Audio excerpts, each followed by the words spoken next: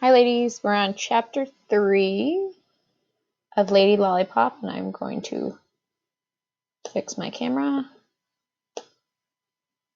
so I can start reading. Okay, much better. Alright, chapter 3. I wonder if I could train her.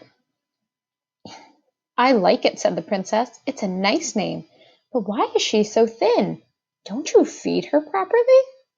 I have no I have no money to buy food for her, said Johnny Skinner. What's she been eating then?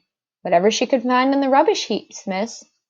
Rubbish is another word or a synonym for garbage. Well, have to do something about that, said the princess. When they reached the palace gates, she stopped to turn to her father. Daddy, she said. Yes, darling, I want... And she went through a whole list of things she wanted done. Yes, certainly, my love, said the king, so that by the end of the day, no one who could have seen her that moment in the great park would have been able to recognize the pig called Lollipop.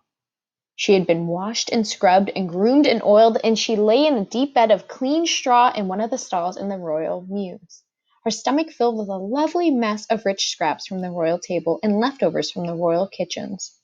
By her side sat a very different-looking boy, for Johnny Skinner had taken a proper bath for the first time in his life, and his old clothes had been burned.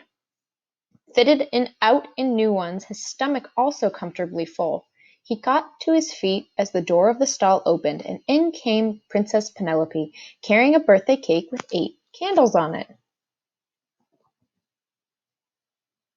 Here we are, Johnny, she said. I had to give a bit of each to Daddy and Mommy, but the rest is ours. And she cut 3 big slices. Thanks, miss, said Johnny, and Lollipop grunted. Though the boy could not know it, a bit of change had come over the birthday girl. I noticed that also. What has been changing about Lady Lollipop since the beginning? In the beginning, the author described her as spoiled.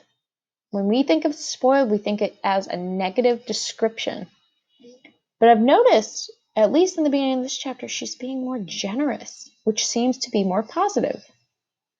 Let's see what happens next. Though the boy could not know it, a bit of change had come over the birthday girl. Because of her rank and because of her spoiled and often sulky nature, she had never had any real friends. Now she was beginning to feel she had one. You shouldn't really call me Miss, Johnny, she said. Why not, Miss? Because you should address me as Your Royal Highness. Oh, but actually, I don't mind. Have some more cake. So he did, and she did, and so did the pig, till there was nothing left but the 8 candles, and then Lollipop ate them too. Princess Penelope stroked her pig. Sit, she said, but the pig remained standing. The princess pouted. Why won't she do what I tell her, she said. Everyone else does what I tell them. Why won't my pig? It's early days, miss, said Johnny. She's only ever been used to me. Well, she's not yours any longer, said the princess sharply, and don't forget it. And out she flounced.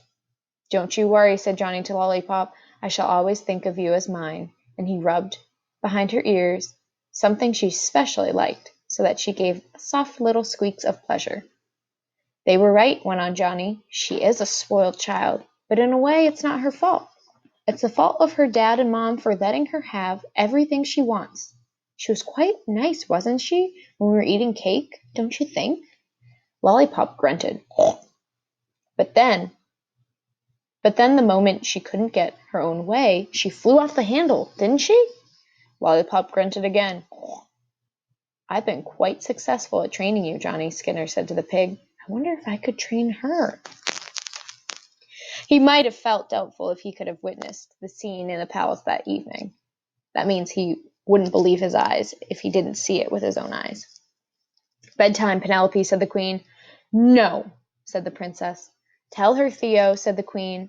Come on now, Penelope, old girl, said the king. You've had a long day. You must be tired. Am not. I don't want to go to bed yet. It's my birthday. Yes, said the queen, and you've had lots of presents, including a very special one from Daddy. Not many little girls get a pig for their birthday present. And by the way, I haven't heard you thanking him yet.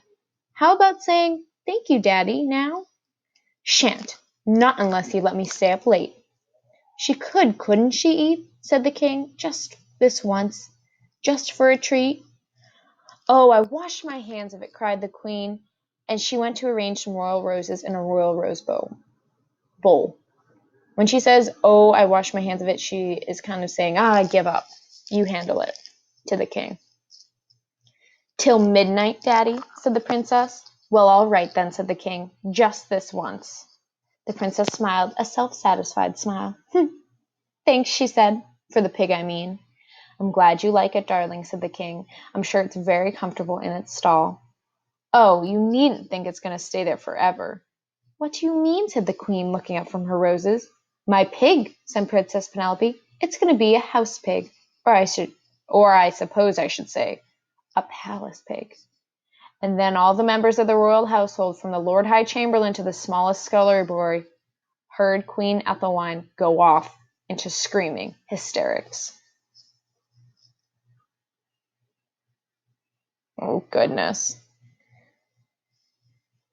So that is chapter 3, and it does not sound like the queen is too pleased with Penelope's plan to bring it home.